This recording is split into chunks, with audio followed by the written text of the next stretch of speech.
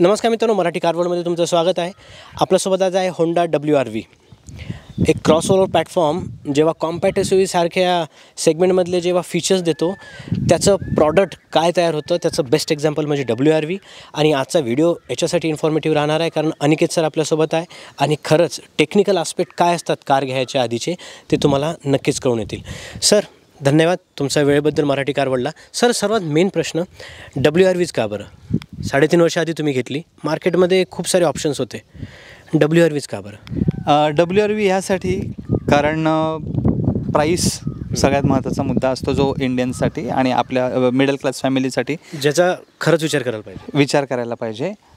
दुसरं महत्त्वाचं की बजेटच्या थोडंसं वरचं गणित होतं माझ्यासाठी, पण गाडी एवढी वर्थ होती की त्यामुळे मला थोडंसं त्या गोष्टीकडे मी थोडंसं दुर्लक्ष केलं आणि आपोआप समीकरण जुळून आलं. कारण एखादी गोष्ट तुम्हाला आवडली आणि त्या सगळ्या तुमच्या रिक्वायरमेंट फुलफिल करत असेल तर ऑफकोर्स आपण थोडासा पैशाचा विचार करत नाही, आपण थोडं एक डेअरिंग करतो, पुश करतो आपण स्वतःला कुठेतरी.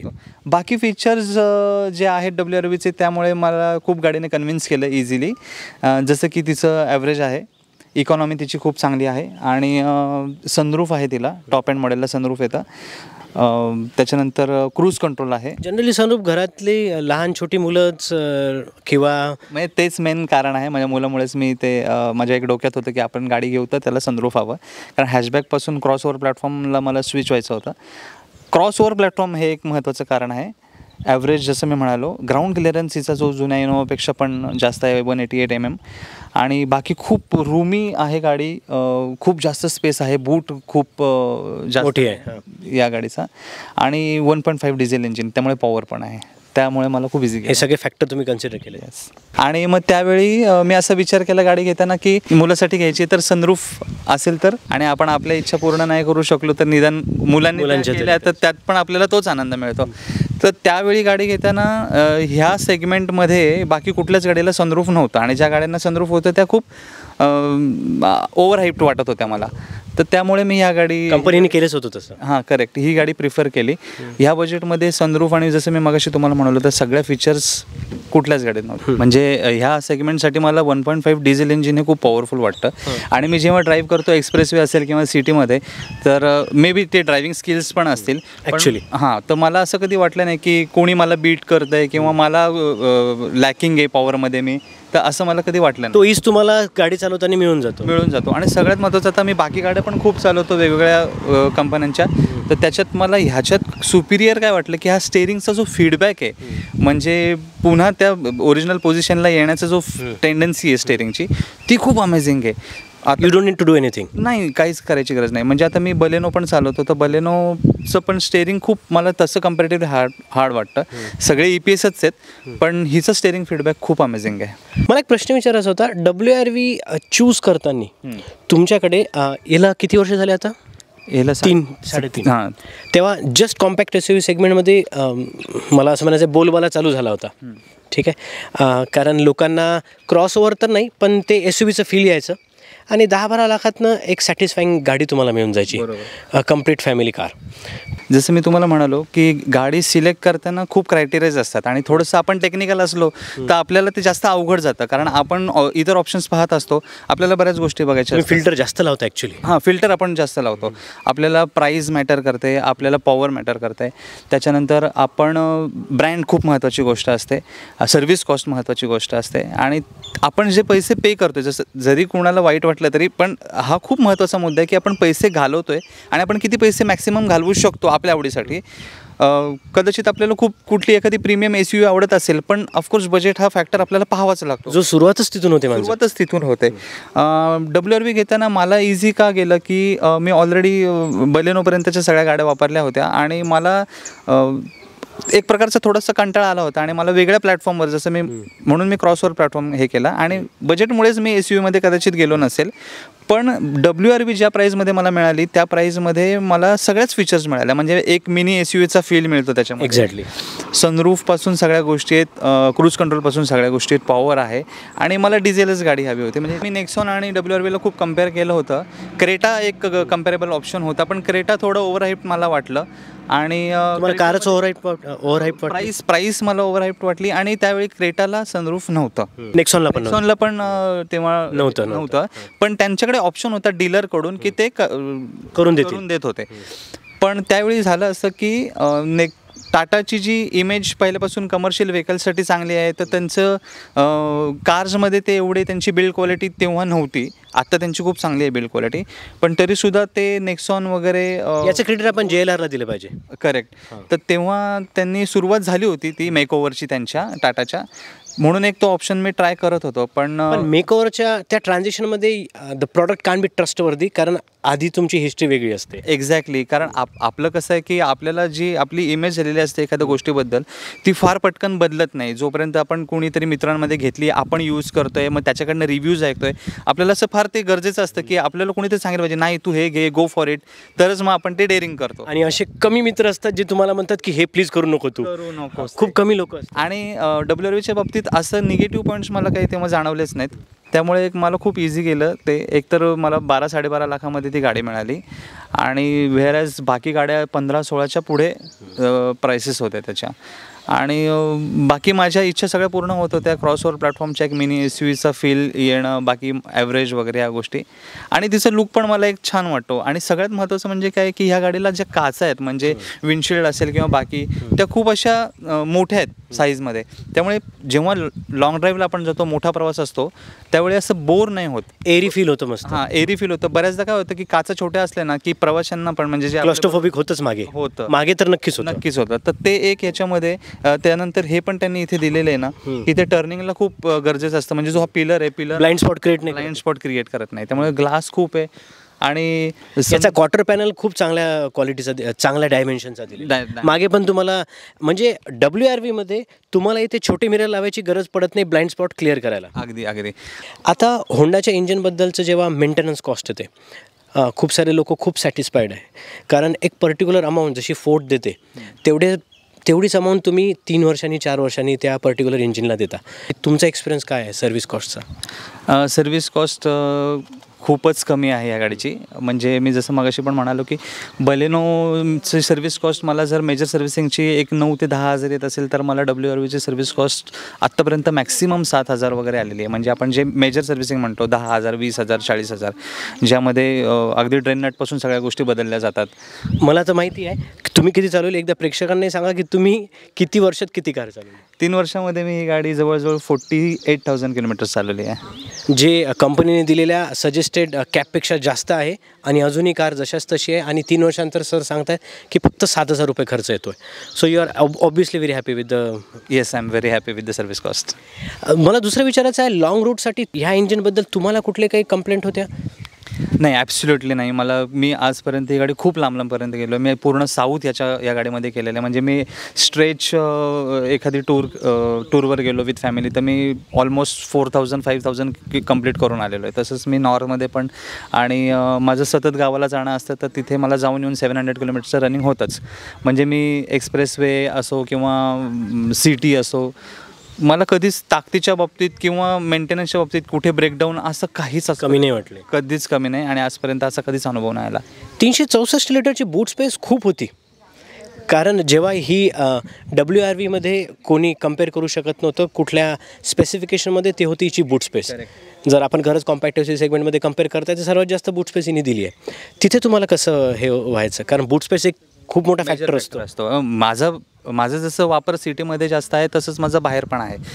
आणि बाहेर असल्यामुळे ऑफकोर्स आपल्याला लगेज ठेवण्यासाठी जागा आपण नेहमीच गाड्या कम्पेअर करताना आपण बूट कम्पेअर करतो, तर बूटमध्ये ही सगळ्यात सुपिरियर होती. तुमच्या चेकलिस्टमध्ये हा पॉईंटर होता? ऑफकोर्स होता ना. Being a very frequent traveller, तो फॅक्टर मी कन्सिडर करतच होतो की बूट मला कोण जास्त देत आहे. आणि 3.5 वर्षाआधी जेव्हा ह्या रेंजमध्ये कार स्टार्ट झाल्या होत्या, ऑलरेडी झाल्या होत्या, नेक्सॉन होती, XUV 300 होती, फोर्ड इकोस्पोर्ट पण होती. तुम्ही फोर्डसोबत कम्पेअर केलं होतं?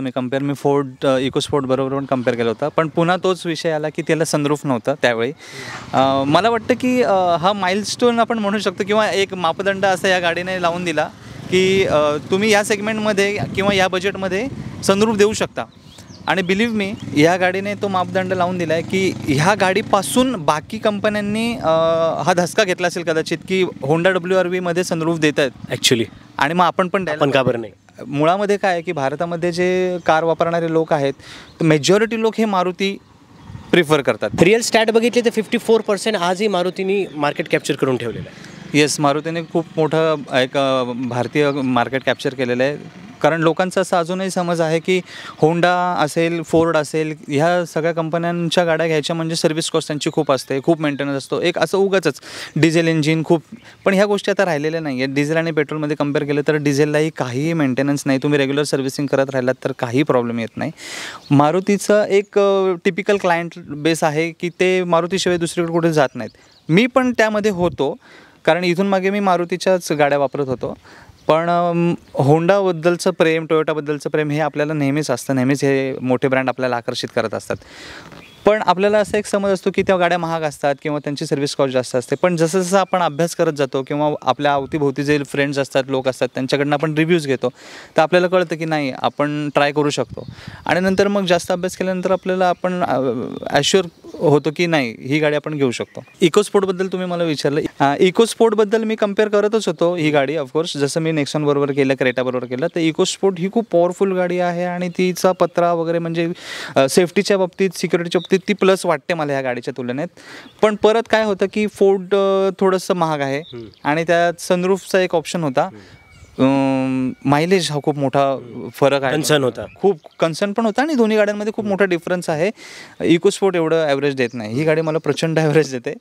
तुम्ही डिझेलवर इथे किती ॲव्हरेज काढता? म्हणजे कंपनी तर खूप कमी क्लेम करते असं मी म्हणेल. नेहमी काय होतं की कंपनी जास्त क्लेम करते पण प्रत्यक्षात युजरला तेवढे मिळत नाहीत, जनरली मिळत नाहीत. पण बिलीव्ह मी आत्ताच बेंगलोरला गाडी नेली होती, तर मला ऑलमोस्ट 60 लिटर्समध्ये 1800 किलोमीटर्स म्हणजे 25चा ॲव्हरेज मला साधारण कंपनीने दिला. तो टँक टू टँक आपण म्हणू शकतो. हां, टँक टू टँक म्हणू शकतो. पण ॲक्च्युली ही गाडी हायवेला जर तुम्ही 80-90च्या स्पीडने चालवत राहिलात तर ती गाडी 25+ ॲव्हरेज येते, असा माझा एक्सपिरियन्स आहे. हे MID बद्दल बोलतोय आपण. टँक टू टँक मी काढलेला आहे. MID तर 30 वगैरे दाखवते. हां, MID 30 दाखवतो. हो, 30. माझ्याकडे त्याचे फोटोज पण आहेत. वा. हां, मी म्हणजे ह्या गाडीने 30 ॲव्हरेज दिला आहे आणि ॲक्च्युली त्यावेळी मला 27-28पर्यंत ॲव्हरेज दिलेला आहे. अमेज पण एवढा ॲव्हरेज देते. पण आपण खूप कन्सिस्टंटली 80च्या स्पीडने चाललो आहे आणि रस्ता मोकळा आहे, ह्या सगळ्या फॉर कंडिशन्स आपल्याला प्रत्येक वेळी मिळत नाहीत. बाकी सेगमेंट म्हणजे ह्या सेगमेंटमध्ये बाकी गाड्या एवढ्या ॲव्हरेज नाही देत, ॲक्च्युली नाही देत. म्हणजे आता पण 3 वर्ष गाडी वापरल्यानंतर मी लोकांना पाहतो CNG गाडी घेताना, तर मला असं वाटतं की CNG म्हणजे गाडी चेंज करायची काहीच गरज नाही. कारण ही गाडी आपण चेंज करणार तर ऑफकोर्स हिची रिसेल व्हॅल्यू होंडा असल्यामुळे खूप चांगली मिळेल मला. पण पुन्हा नवीन गाडी घ्यायची आणि CNG घ्यायची, पण ह्याच्यातल्या बऱ्याच अशा गोष्टी ज्यांच्याशी मला कॉम्प्रोमाइज करावं लागेल CNG गाडी घेताना. आणि CNGचं पण आपण सांगू शकत नाही, आज जर 56 रुपीज आहे तर तो उद्या 80, त्याला पण काही कॅपिंग नाही आहे. ॲक्च्युली नाही आहे. जसं की आपल्याला असं वाटायचं की सगळं लॉजिस्टिक डिझेलवर डिपेंड करतं, त्यामुळे डिझेलची प्राईस वाढली तर सगळं राहणीमान आपलं सगळं लिव्हिंग कॉस्ट वाढेल. पण तसं इन्फ्लेशन रेट आज चेंज झालेला आहे. म्हणजे आपल्याला असं वाटायचं की डिझेलचे रेट जास्त वाढणार नाहीत, पण आज डिझेल आणि पेट्रोलमध्ये काहीच फरक नाही राहिला. तर गाडी चेंज करायचा हा विचार पण माझ्या मनात येत नाही.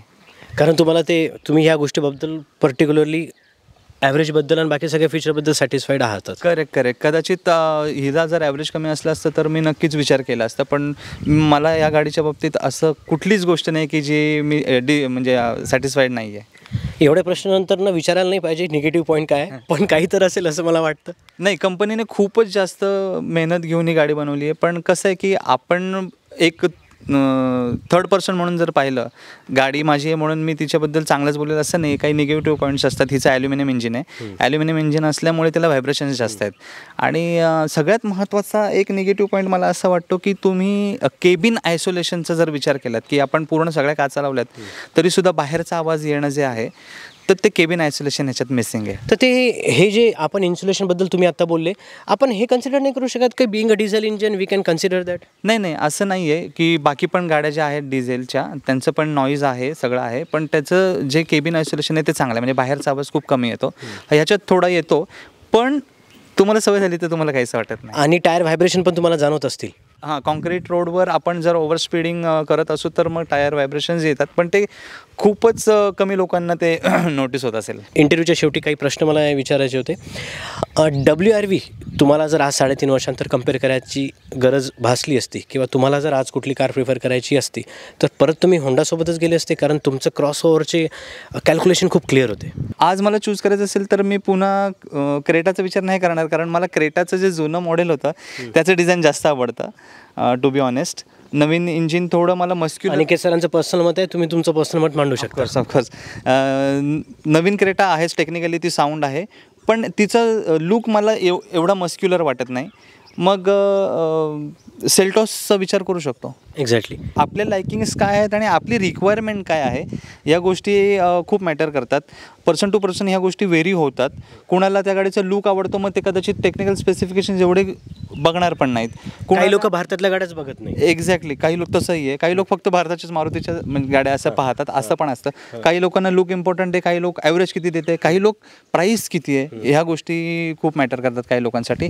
पण आपल्यासारखे लोक असतात जे एक सर्वसाधारण तिची टेक्निकल स्पेसिफिकेशनला महत्त्व देतात आणि ती वर्थ आहे का, कंपनीने जी प्राईस ठेवली त्याच्या वर्थ आहे का ते प्रोडक्ट. हा क्वेश्चन आपण कधी जनरली विचारत नाही स्वतःला. मला ना हा क्वेश्चन मला असं वाटतं हा अंडरलाईन करायला पाहिजे या उत्तराला तुम्ही. नाही, बरोबर आहे. आपण जेवढे पैसे आपण यामध्ये घालवतो कुठलाही प्रोडक्ट विकत घेताना, तर हे खूप इम्पॉर्टंट असतं की आपण जे पैसे स्पेंड करतोय त्याच्या रिटर्नमध्ये आपल्याला ते प्रोडक्ट तेवढं वर्दी आहे का.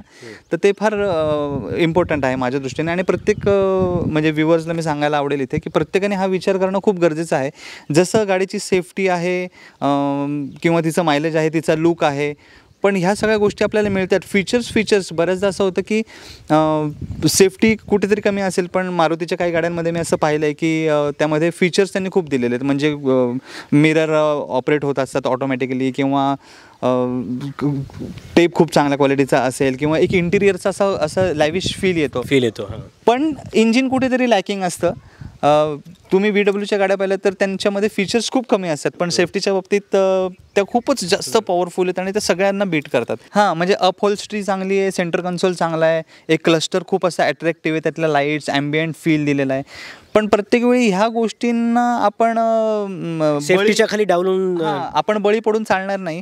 बाकी गोष्टी खूप इम्पॉर्टंट असतात. माझ्या दृष्टिकोनातून गाडी चूज करताना गाडीची पॉवर, गाडीचं मायलेज, गाडीची सेफ्टी आणि सगळ्यात महत्त्वाचं जर म्हणजे ज्या मुद्द्यावर आपण चर्चा करत होतो की आपण जेवढे पैसे घालवतोय त्याच्या रिटर्न्समध्ये आपल्याला ते प्रोडक्ट तेवढं योग्य आहे का, मिळतं आहे का, ओव्हर हाईप नाही आहे ना. हा खूप इम्पॉर्टंट पॉईंट होता. मला असं वाटतं ह्या चेकलिस्टमध्ये तुम्ही हा पॉईंट नक्कीच टाकू शकता. कंपनी 15 लाखाची कार देते, पण ती खरंच वर्थ करते की नाही हा प्रश्नसुद्धा तुम्हाला विचारायला पाहिजे. तुमचे काही प्रश्न असतील नक्की कमेंट करून सांगा. अनिकेत सरांसारखे असे खूप सारे लोक आहेत जे या सगळ्या गोष्टींचा विचार करतात. आणि सर जसे बोलले, कारमध्ये फक्त तुम्ही नसता, तुमची फॅमिली पण असते. आणि तुमच्यासाठी जेवढी फॅमिली इम्पॉर्टंट असते, फॅमिलीसाठी तुम्हीसुद्धा इम्पॉर्टंट असतात. त्यामुळे ह्या गोष्टीचा विचार तुम्ही नक्कीच करू शकता. ऑब्व्हियसली तुम्ही म्हणाल टाटाची क्वालिटी चांगली आहे, महिंद्राच्या कारच्या क्वालिटी चांगल्या आहे, पण होंडा असा एक ब्रँड आहे ज्या खूप कमी प्रॉडक्टवर आजही मार्केटमध्ये खूप चांगली सर्व्हिस देत आहे. त्यातलं हे एक प्रॉडक्ट, हे ते ओनर जे खूप सॅटिस्फाईड आहे कारबद्दल. त्यांच्या जे रिक्वायरमेंट होत्या त्या खूप क्लिअर होत्या. तुमच्या रिक्वायरमेंटमध्ये तुम्हाला काही इश्यू असतील, तुम्हाला जर चूज करताना काही प्रॉब्लेम असेल तर कमेंट बॉक्समध्ये कमेंट करून सांगा. मी तुमचं कन्सल्टेशन नक्कीच करून देईल. अनिकेत सर, अजून काही मांडायचं आहे तुम्हाला? नाही, अजून तुम्ही मला इथे रिव्ह्यूसाठी बोलवलं त्यासाठी मी खूप थँक्यू म्हणेन. थँक्यू सो मच, तुम्ही वेळ दिला. तुमच्यासारखे कस्टमर आमच्यासाठी भेटणं खूप इम्पॉर्टंट असतात सर, कारण हे काय आहे, हे तुमच्या थ्रू बाकी लोकांपर्यंत पोहोचतं.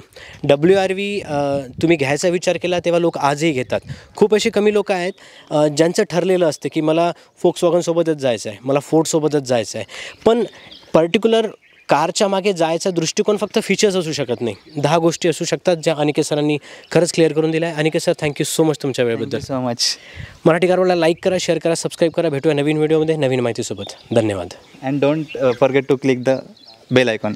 Thank you sir, thank you.